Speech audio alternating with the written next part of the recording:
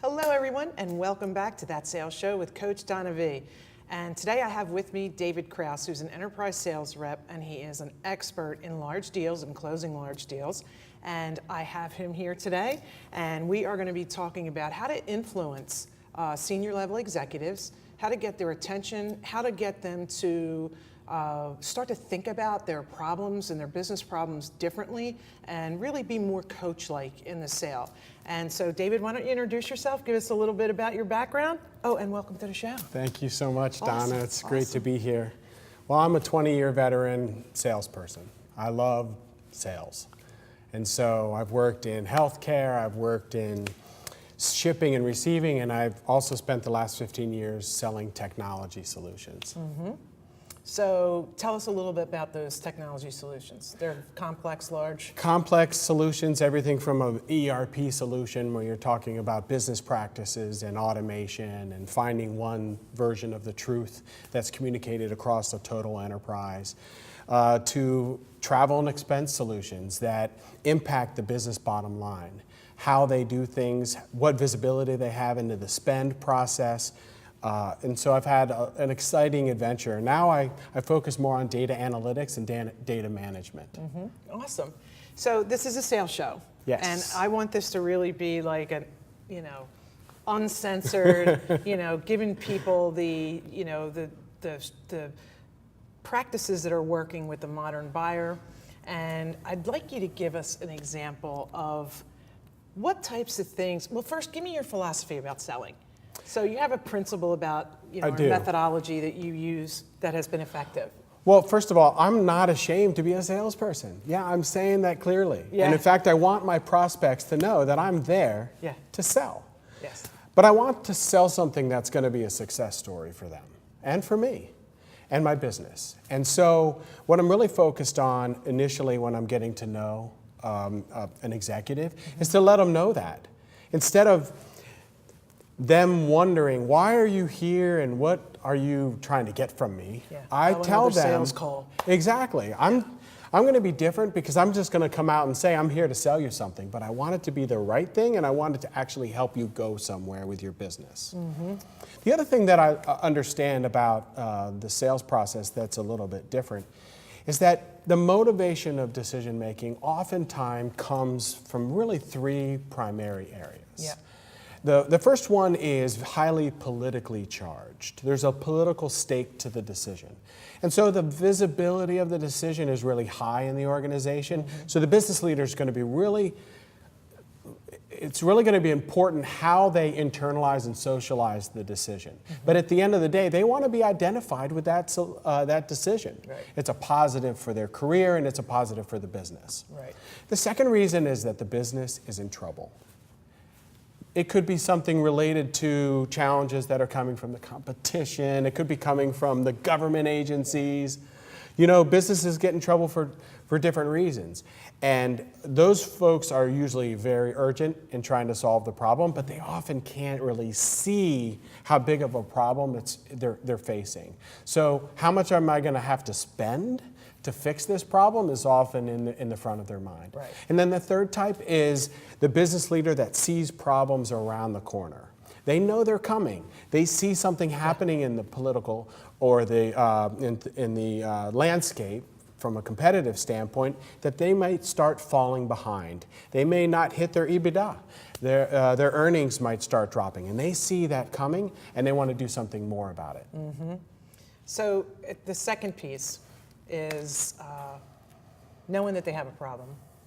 They might be looking at the problem that's right in front of them. That's right. And they don't have the ability to come up here to look at the bigger picture. They're just looking at that one problem. That's right. So how do you behave as more like a coach to Sure. help them realize that I got you? Well, right. So my goal in those moments is to learn enough about them and score points on influence. So I really want them to feel like I'm there to be a consultant and help them. So I ask a lot of why questions. The problem is this. You're looking for a solution for this, but why do you have that problem? Where did it come from? And by the way, how does that problem or those challenges impact the business in other areas?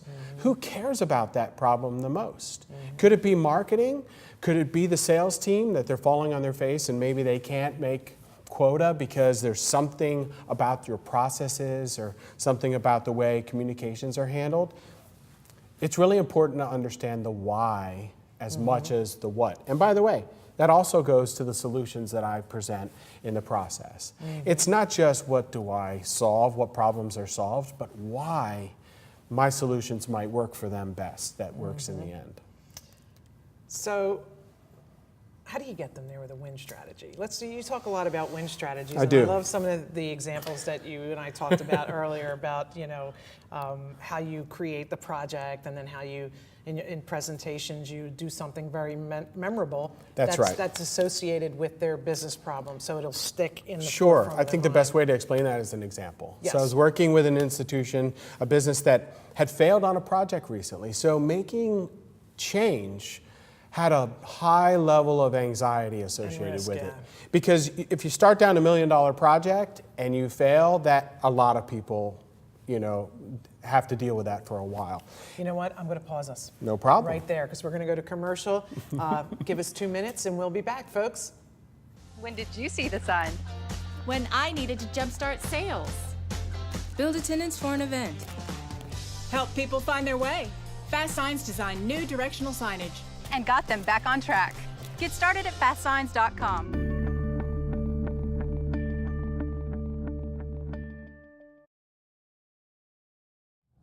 Welcome to Live Better Longer, the show for baby boomers who want to improve and even extend their retirement years. I'm your host, Bill Borton. On Live Better Longer, our viewers meet and learn from a wide variety of experts and thought leaders who share their knowledge on subjects ranging from portfolio management to nutrition management, from insurance, Social Security, and reverse mortgages, to annuities, Medicare, and Roth IRA conversions. Not just thought-provoking and actionable information, but why it's important to you. Tune in every Tuesday at 11 on RVN TV for reliable and unbiased information from experts in their field who are committed to helping you live better longer.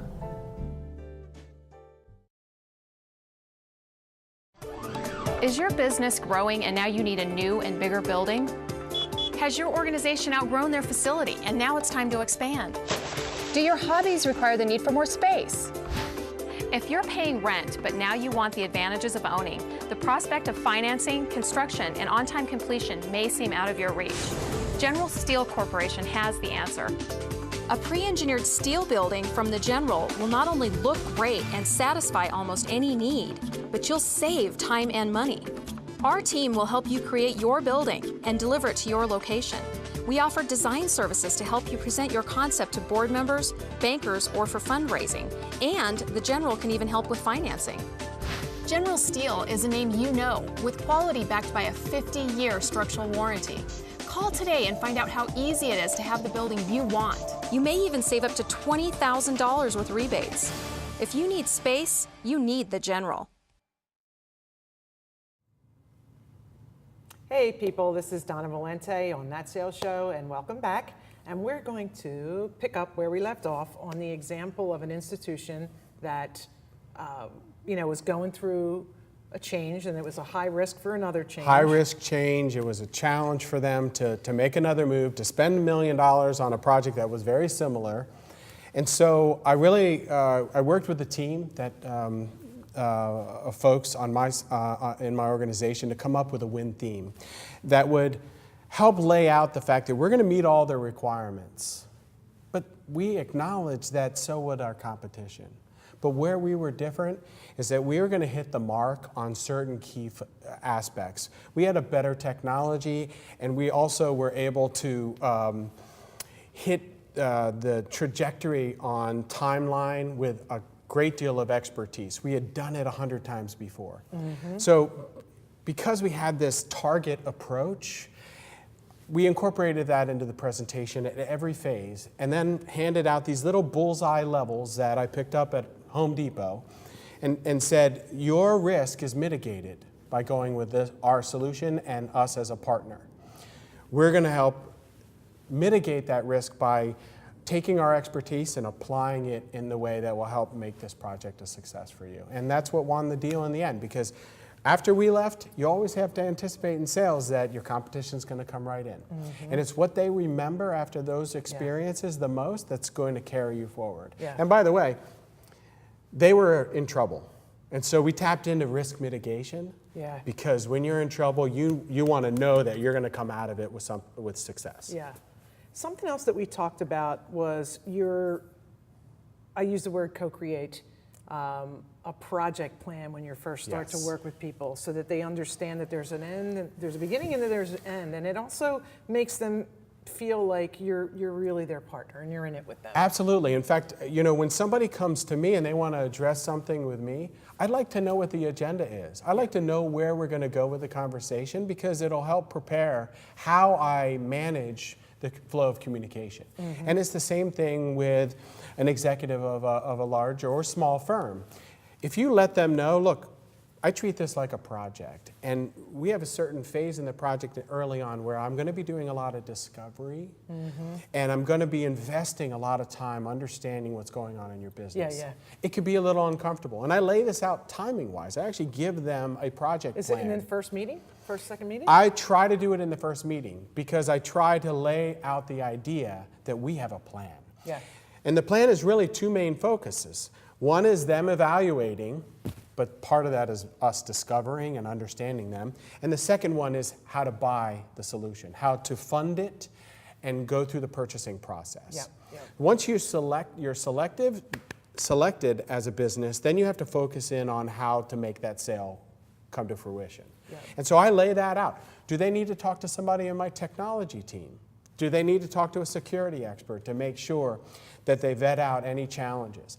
I'm especially going to put things in that project plan that are going to differentiate myself from the competition. References, great example. Oftentimes sales reps will try to forecast out a deal and won't build in time for references to be checked. Well, I try to build that plan into the plan up front. Then it gives me an opportunity to ask them, how long does it take for you to buy something? What's your process, and does it take 2 weeks? Does it take a month? Because, by the way, this starts with understanding when they want the problem to be fixed. So if they say, you know what, we need to fix this problem by April of 2019, I'm going to start with April of 2019. I'm going to back out of that, this whole purchase plan that goes with an evaluation, if they have to do an RFP, references, the contracting process. It's funny to front load it with that, because you're learning things more conversationally than you are just coming out and when does this plan need to be done and who else has got to be involved. And it's can I talk to your mother? So how about if let's say that you know that you need executive sponsorship, and the person you're dealing with does have influence in the organization. They all do. Or you really don't know if they have influence. That could be another situation. We're going to assume in this one that they do. How do you ingratiate them in a way that they can trust you enough that you'll be able to ask them, can you make that introduction? How can we get him involved in this conversation? Absolutely. Well, this happens all the time, right? Yes, it does. You're going to get in at one level or another into an opportunity. And it's really my objective to understand their business from whatever avenue they're most comfortable presenting to me. But I always incorporate into that project plan who is going to have to sign for this at the end of the day. Is it a board of approval? Is it a single individual? And who else will be needing to be part of the process? And then I talk about how do we incorporate those folks into this evaluation process. So I always respect that person's role in decision. In strategic selling, they call it algebraic democracy. Everyone has a different weighting on how they impact decisions. And sometimes it's related to who has the budget that's funding it, Or sometimes it's just related to politics. It could be a family business, for goodness sake, and you could be talking to somebody who you might perceive as low on the totem pole, but they're the cousin of the owner, and you don't realize that. So it's important to treat everybody as though they do sign until they tell you they can't. Mm-hmm. You know, I'm good at smelling a rat, right? So I've been in sales situations where I was giving somebody who had a director title a lot of information, but they weren't really giving me anything back. And I started, you know, I'm more about the interpersonal stuff. I listen for what you're not saying or how you're not engaging in the buying process to indicate to me whether or not you're really serious. So I started to smell a rat. Sure. And I made the decision that I'm not going to talk to rat anymore. And I actually told him, I said, you know what, if I can't, you know, this is a very strategic account for my company. Right. And we really need executive engagement. Sure. My executive wants to meet with your executive. Right. So we made that happen. Yes. And when that's a great tactic. When we explained to the CIO what was happening, he ended up saying he wants the other product. And we got lucky. But how do you handle when you smell the rat? Well, I smell it all the time, but I actually really try to work with them. My goal is really to have them have their best interest in mind in opening up that kimono and sharing more information or helping me rotate to who actually has that information. So when I do feel like they're not willing to share or they're holding back, I will simply be very clear and straightforward and say, it sounds to me like there's a lot going on here that maybe it's not in your position something you're willing to share. What could change that? How do we change that together? So you don't just come out and say, you want the competitor, don't you? No. I mean, I have pushed back aggressively when I felt like they weren't ready to make a decision. But usually I'll vary my approach depending on the executive level. I had an owner of a business one time demanding a price for my product before I had truly qualified what I was going to sell them. Yeah. And this is the classic problem. They're like, give me a price, give me a price. And I say, well, I can't give you a price for what I don't know you need to buy. And so I'm looking for good customers. Yes. I'm not looking for folks that just want to put me on a spreadsheet to fill some kind of RFP document. I'm actually looking for those that want to be successful. And one time, I think it was 4 meetings in, and he slapped his credit card onto the table and said, Dave, I'm ready to buy. And I said, what are you going to buy? Because I'm not giving you a price yet. Yeah. And then, you know what? It was tough. It was a challenging moment. But a day later, he called me and said, I think we really need to talk again. Because That's awesome. There's you're still right. things we need to know. I haven't really opened that kimono. Yeah. So All right, we have to take a 2-minute sponsor break. Be back soon.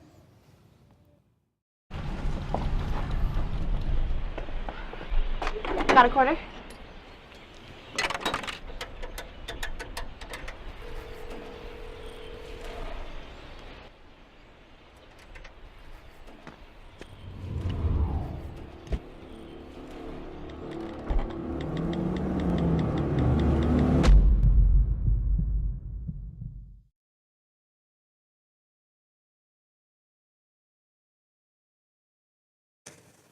Hi, I'm Ray Lowe, the luckiest guy in the world. Our new show, Breaking the Rules, is for those of you who are entering the next chapter of your lives. If you're thinking about retirement or changing jobs, or maybe you just want to like your job more, or you're going back into the workplace and you've been away for a while, this show is for you. And Breaking the Rules is about not having to do things just because they've always been done that way before. If you need to reinvent yourself for any of these reasons, join us and our experts as they give you the tools and techniques to get the job done and make you happier. Join me, Ray Lowe, the luckiest guy in the world, for Breaking the Rules every Tuesday morning at 10 a.m. When did you see the sun? When I needed to jumpstart sales. Build attendance for an event. Help people find their way. Fast Signs designed new directional signage. And got them back on track. Get started at fastsigns.com.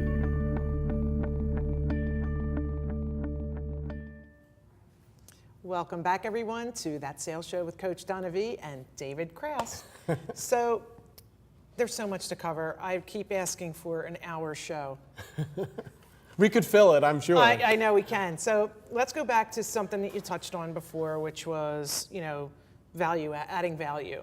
Yes. So, and pricing, and I really don't know enough about your business yet to really give you a price or a solution when we're not clear on some of the business drivers and how it's impacting your business. So tell me how you uncover and find value for the client and then associate that to a solution. Absolutely. Well, oftentimes, and we covered a little bit of this in the beginning, it's the why questions that get to the value, but it's really uncovering what is the cost of not changing things that is most important.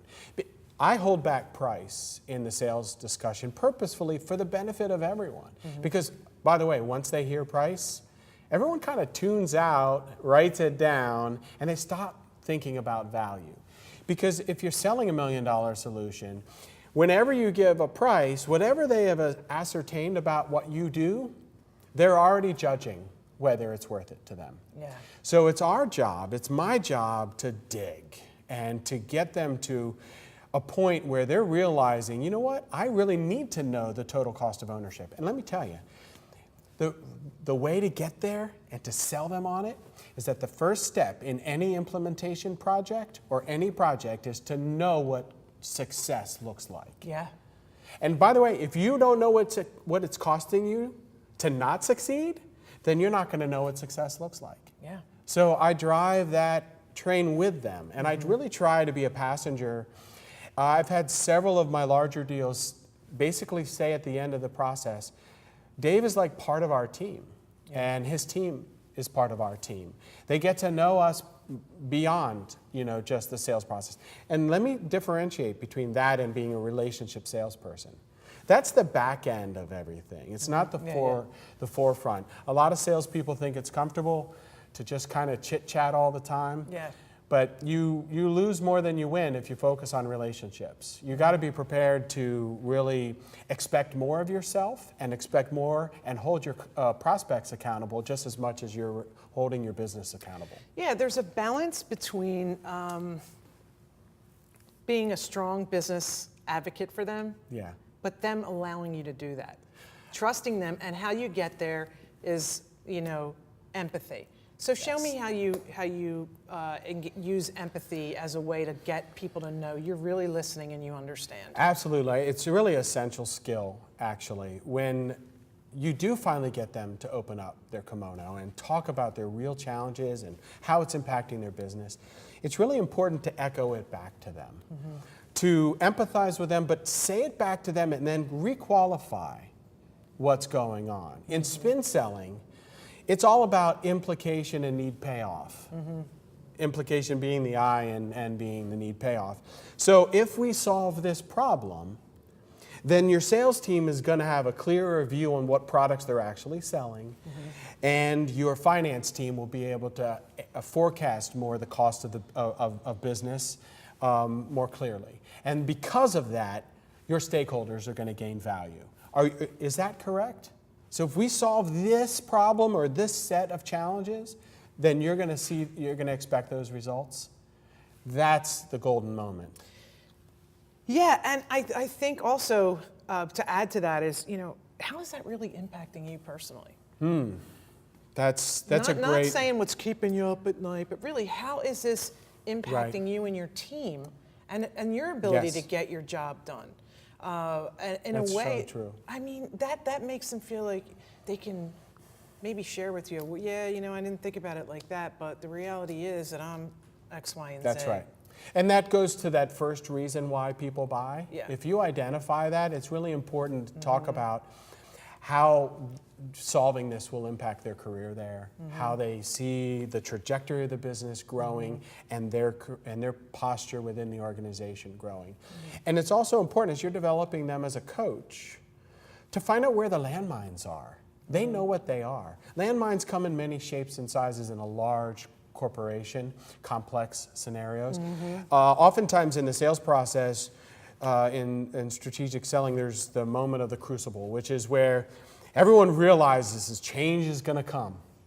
And then you have these little camps of people, very important people, saying, I don't want that change. That's going to impact my team this way. And that someone else might say, I like this other solution better. So it's really important to actually put yourself in a position where you air that out. You talk about who's going to make decisions and why, what's going to drive them, because everyone has a motivation for making the decision. And not everybody has the same amount of weight in the decision-making process. Yeah, but if that's why getting executive sponsorship early to drive that process, that stamp of approval. That's right. And they really don't have any alternative. Right. Oh, and Yeah. And by the way, research is key, right? Especially if you're leaving, you're meeting with an executive or the CEO. Understand what their annual report looks like and understanding what their business problems are from the outside in, and then discuss it as though you've been a good study. So that you've taken interest in them instead of just coming and saying, so what are some of the challenges you're facing today? If you don't come in and say, I read your annual report or your quarterly, and it says that you're really struggling when it comes to data and security. And so let's talk about how that's impacting your business. They are much more inclined to discuss that and open up. Awesome. Well, folks, that concludes the Dave and Donna show. No, seriously, Dave has got some great knowledge. I hope that you all gained some insightful information and can use that in your sales strategy. So thank you. We'll see you next week. Talk to you soon.